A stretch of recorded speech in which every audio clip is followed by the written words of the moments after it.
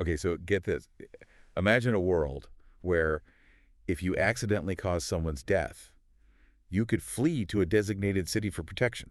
Really? Yeah, it sounds like a movie plot, right? It Well, does. it's not. It's straight out of the Bible, the book of Joshua, to be Oh, exact. wow. Today, we're going to do a deep dive into this ancient concept of cities of refuge. And believe it or not, it actually connects to our modern lives in some pretty surprising ways. That sounds fascinating. I'm intrigued. So to set the scene, we're going back to ancient Israel. Okay. The Israelites were commanded by God to set up these 6 cities across their land. 6 cities. Yeah, 6. And these cities were specifically for people who had unintentionally killed someone. So like a safe haven from... Yeah, you got it from like revenge, Mhm. basically, because the victim's family, would understandably want some kind of justice, right? Right. Yeah, that makes sense.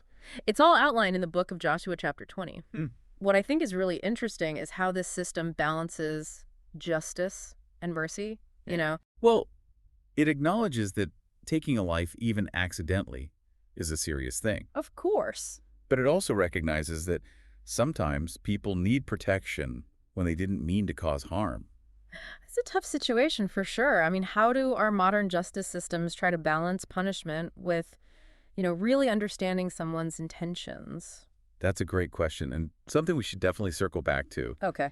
But for now, sticking with ancient Israel, one thing that stood out to me is how accessible these cities of refuge were. What do you mean? Like, they were strategically placed throughout the land so that no matter where you lived, you could reach one relatively easily. Oh, that's interesting. Kind of reminds me of today. You know how we strive for equal access to things like healthcare and education? Yeah, I see the connection. It's fascinating to see this concern for fairness, echoed so long ago. Absolutely. So once someone reached a city of refuge, what happened then?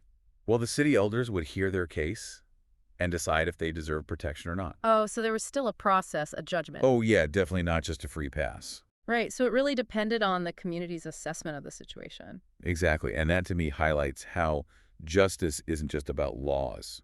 It's about people, right? People. Yeah, wise and impartial people within a community who can help ensure that the laws are applied fairly. That makes a lot of sense. Now, here's another important detail. These cities of refuge were only for unintentional killings, Okay. like premeditated murder. That was a completely different story. Of course, that makes sense. It really makes you think about how important intent is when we're judging someone's actions, right? Yeah, it's not always just about what you did, but why you did it. Exactly. We've all been there, misinterpreting a text or an email, maybe jumping to conclusions before we have all the facts. Oh, yeah, all the time. It happens. Definitely. So how does this ancient wisdom about cities of refuge actually apply to our relationships today? I mean, obviously, we're not dealing with Avengers, running around. Right, of course. But stay tuned because that's exactly what we're going to unpack in the next part of our deep dive. Sounds good. I'm ready. So, okay, someone makes it to one of the cities. They're granted refuge. What happens then? Like, how long can they stay there? Well, that's actually a really interesting part. They could stay in the city until the high priest died. Until the high priest died. Yeah, and then after that, they were free to go back home.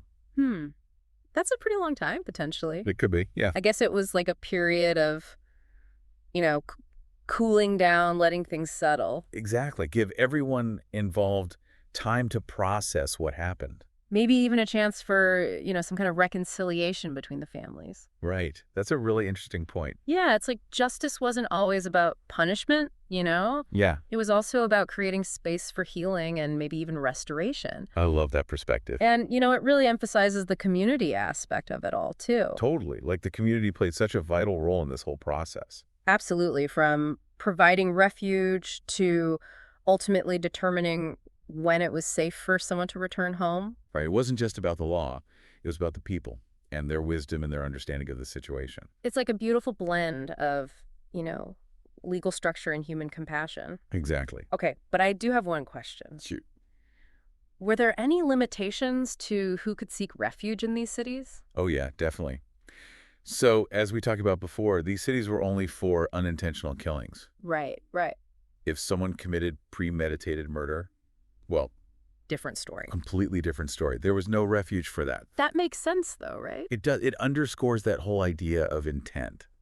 Intent. Yeah, like it's not just about what you did, but why you did it. Yeah, that distinction is crucial. It really is. And it's something we could all probably stand to think about more, in our own lives. Oh, absolutely. Like, Yeah. how often do we judge someone's actions without truly understanding their motivations. All the time, right? Seriously. It's so easy to misinterpret things or to just, jump to conclusions.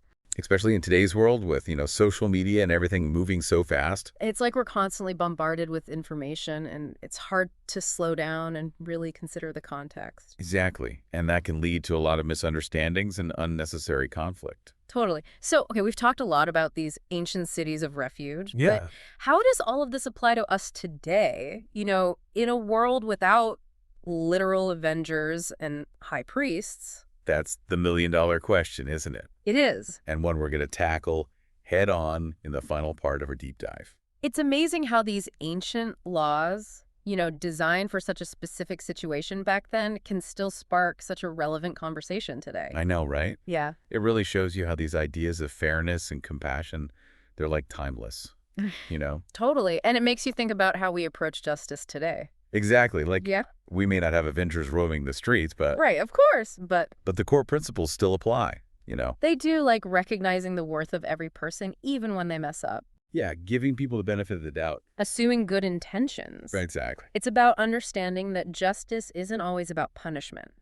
Right. Sometimes it's about creating space for healing and restoration. I love that. Like building a society where we can acknowledge when someone does wrong. Hold people accountable. Yeah, but also offer ways for them to grow and to reconcile. It's a beautiful vision, but definitely not always easy to put into practice. For sure, it requires a lot of, discernment and compassion. And a willingness to see things from other people's perspectives. Absolutely.